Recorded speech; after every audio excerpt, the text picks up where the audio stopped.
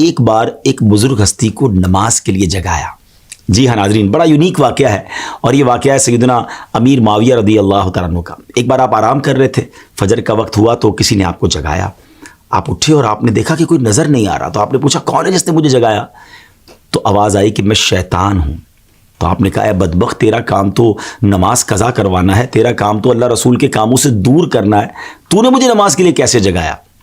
اب شیطان نے بہانے بنانا شروع کیے کہ میں تو پہلے سے ہی نیک تھا، میں تو پہلے سے ہی نیکی کے کام کرتا ہوں، میں تو نماز کے لیے جگانا پسند کرتا ہوں، مگر آپ جانتے تھے کہ یہ شیطان مکار ہے اور یہ اس کا کوئی خاص وار ہے۔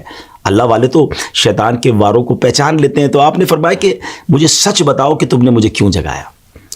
تو شیطان کہتا ہے کہ حضور بات یہ ہے کہ اگر آپ نماز کے لیے نہ اٹھتے تو مجھے معلوم ہے کہ آپ کو نماز سے کتنی محبت ہے، نماز قضا ہونے کی وجہ سے آپ خوب گریہ وزاری کرتے، اللہ کی بارگاہ میں خوب روتے، اور اللہ کریم آپ کی وہ گریہ وزاری کو قبول فرما کر آپ کو ایک نماز کا گناہ تو معاف فرماتا، مگر ہزاروں نمازوں کا ثواب بھی عطا فرما دیتا۔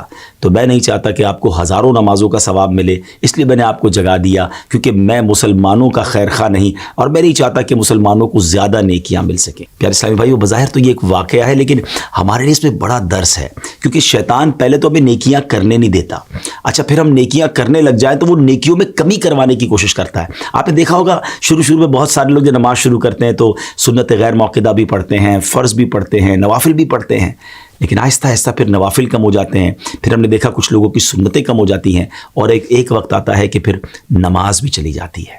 تو شیطان کے واروں کو سمجھیے، اول تو وہ نیکی کرنے نہیں دیتا، نیکی کرے تو اب اس نیکی میں کمی لانے کی کوشش کرتا ہے، وہ بڑا مکار ہے، ہمیں شیطان کے واروں کو سمجھنا ہے۔ اب دیکھیں نا، کچھ ہی دن پہلے کی بات ہے کہ ماہ رمضان میں سارے ہی تقریباً نماز پڑھ رہے تھے، روزے ہو رہے تھے، عبادتیں ہو رہی تھیں، مگر کتنی بڑی تعداد ہے جو اب رمضان کے بعد مسجدوں میں نظر نہیں آ رہی۔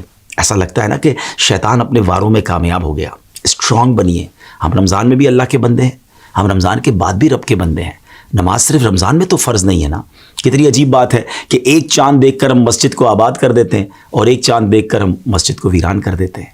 آئیے ایک بار پھر مسجد سے رابطہ جوڑیے، شیطان کے واروں میں نہ آئیے، بلکہ شیطان کو پریکٹیکلی جواب دیجیے کہ ہم شیطان کے نہیں، ہم رحمان کے بندے ہیں۔ اللہ کرے دل میں اتر جائے۔